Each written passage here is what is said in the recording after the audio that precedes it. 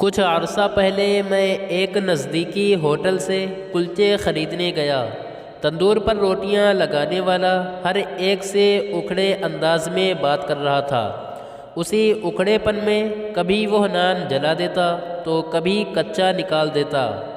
گاہکوں کا رش بڑھتا گیا اور پہلے سے موجود گاہک بھی اسے جلدی نان لگانے کا کہتے رہے، جس سے وہ نان والا ہر ایک سے تقریباً لڑنے لگ گیا۔ میں پچھلے چند منٹوں سے یہ سب دیکھ رہا تھا۔ میری باری آئی تو اس نے میرے لیے کلچے تندور سے نکالنے شروع کیے۔ یہ کلچے کافی حد تک لال ہو کر جلنے کے قریب ہو چکے تھے۔ میں نے وہ کلچے دیکھ کر اسے کہا کہ تم ماشاء اللہ بہت اچھے کاریگر لگتے ہو۔ اس طرح کے لال کلچے جو جلے بھی نہ ہوں کوئی عام آدمی نہیں لگا سکتا۔ میری بات سن کر اس نے میری طرف ایسے دیکھا جیسے اسے یقین نہ آیا ہو۔ میں نے اس کا مزید حوصلہ بڑھاتے ہوئے کہا کہ اس پورے علاقے میں تمہارے جیسا استاد نہیں ہوگا، کاش تم پہلے اس تندور میں آ جاتے۔ یہ بات سن کر اس تندور والے کو جیسے بھرپور توانائی مل گئی۔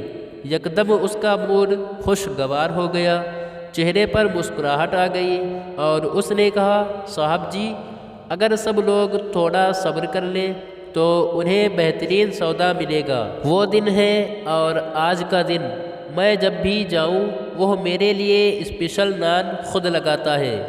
آج صبح بھی جب میں اس سے تل والے کلچے خریدنے گیا تو وہ خود ناشتہ کر رہا تھا اور اس کا اسسٹنٹ تندور میں نان لگا رہا تھا۔ رش کافی تھا۔ اس نے اپنے اسسٹنٹ کو کہہ دیا کہ وہ باقیوں کے نان لگا دے، میرے لیے وہ خود نان لگائے گا۔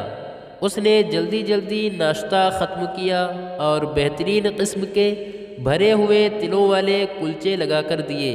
وہاں کھڑے باقی لوگ مجھے کوئی وی آئی پی شخصیت سمجھ رہے تھے اور میں سوچ رہا تھا کہ ابھی نبی کریم صلی اللہ تعالیٰ علیہ وسلم کے صرف ایک قول پر عمل کیا تھا، جس میں آپ صلی اللہ تعالیٰ علیہ وسلم نے دوسروں سے اخلاق اور شفقت سے پیش آنے کا حکم دیا تھا۔